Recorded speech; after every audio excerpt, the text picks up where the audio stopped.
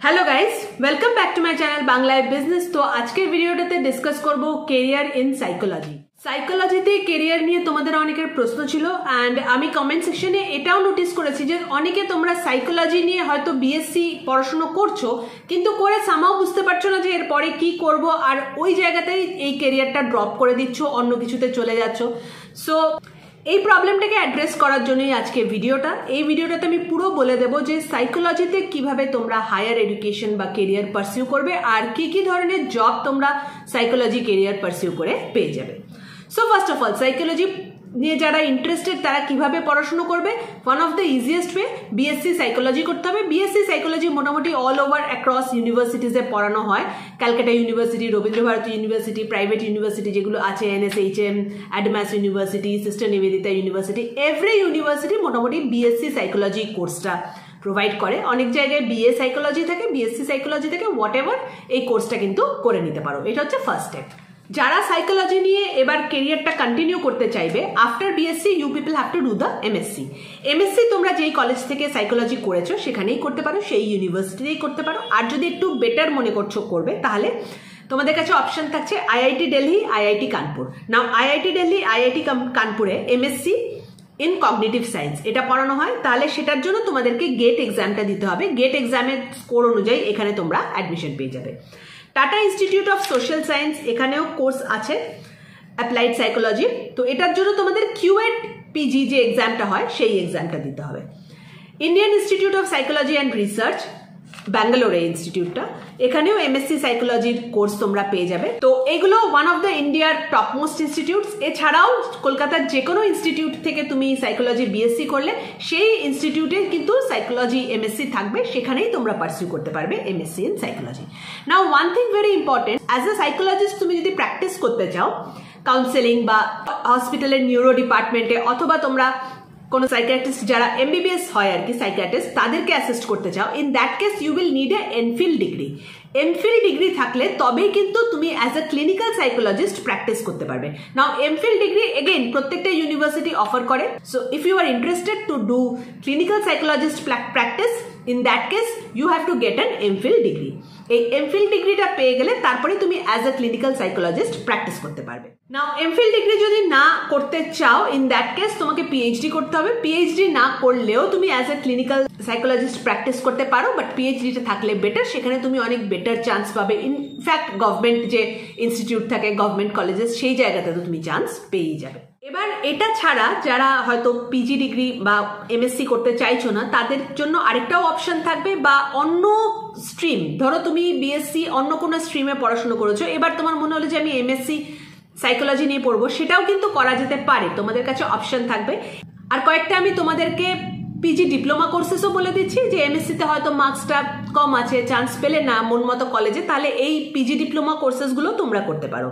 So first যে কোর্সটা আছে গায়ত্রী চেতনা ফাউন্ডেশন, এটা নরেন্দ্রপুরে, ওরা একটা কোর্স প্রোভাইড করে, PG diploma in psychological counselling, certificate in psychological assessment. Ramakrishna Sarada Mission ওরাও প্রোভাইড করে, এটা only for girls, diploma in psychological counselling. তো এই কোর্সগুলো করে নিতে পারো। ইনফ্যাক্ট তোমার যদি অন্য কোনো সাবজেক্টে ব্যাকগ্রাউন্ড থাকে, ইন দ্যাট কেসও তোমরা কিন্তু এই কোর্সগুলো করে সাইকোলজিতে একটা ডিগ্রি নিয়ে সাইকোলজিতে নিজের কেরিয়ারকে স্টার্ট করতে পারো। নাও এখানে সবারই প্রশ্ন থাকে যে সাইকোলজি তো পড়াশোনা করে নিলাম, এরপরে আমাদের কাছে কি কি অপরচুনিটিস থাকবে? তো ফার্স্ট যে অপরচুনিটিটা থাকবে সেটা তো আমি বলেই দিলাম, অবভিয়াসলি সবাই জানো, হেলথ কেয়ার হসপিটালস, যেখানে সাইকোলজিস্ট, ক্লিনিক্যাল সাইকোলজিস্টদের দরকার পড়ে। ঠিক আছে, এটা একটা পার্ট।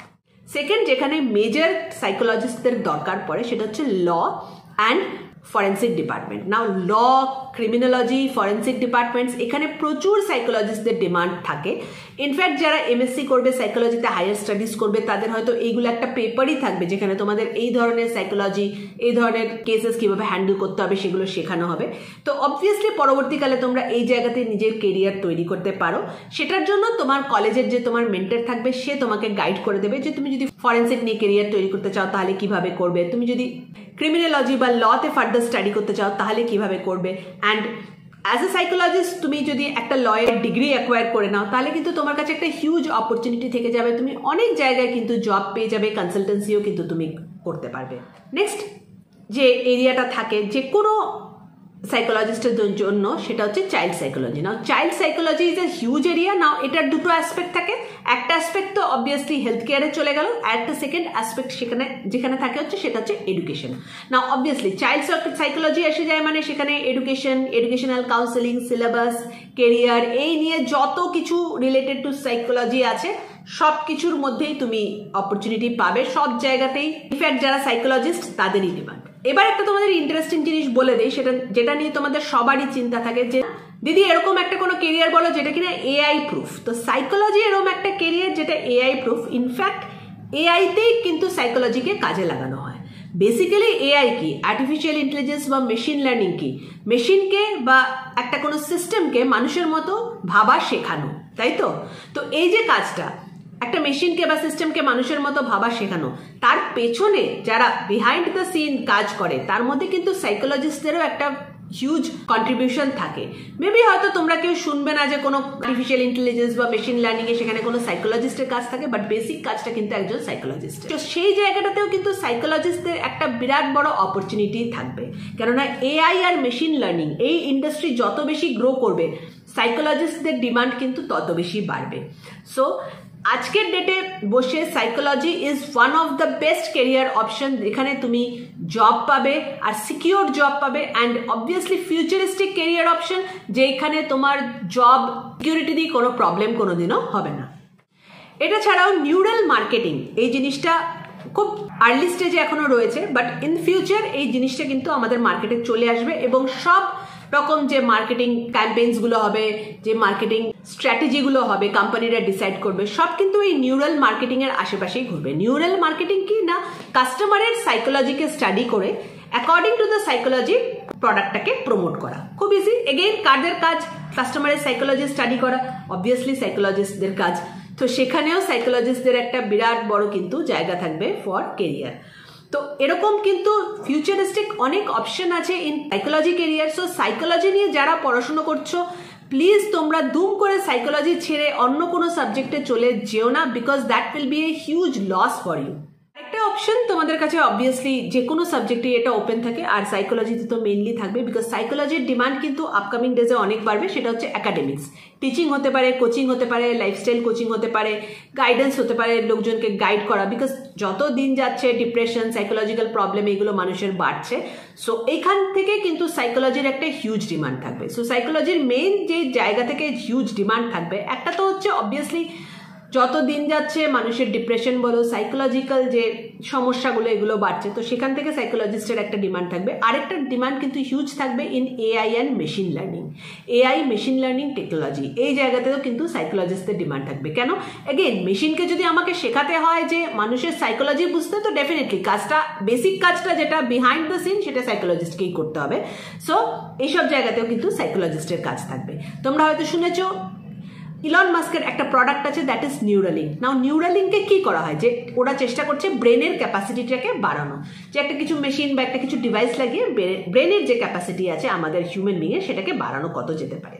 তো এরকম ধরনের যখন প্রোডাক্ট কোনো কোম্পানি বানাতে যাবে, তো বেসিক রিকোয়ারমেন্ট কি হবে? এটা তো খুব অবভিয়াসলি বোঝাই যায় যে বেসিক রিকোয়ারমেন্ট হবে একজন সাইকোলজিস্টের, কেননা ultimately what they are doing is linked with psychology. তো সেখানে সাইকোলজিস্টের ডিমান্ড থাকবেই। তাহলে বুঝতে পারছো সাইকোলজি এখন কত একটা ডিমান্ডিং কেরিয়ার, আর এটার ডিমান্ড কিন্তু ইন ফিউচার আরও বাড়বে।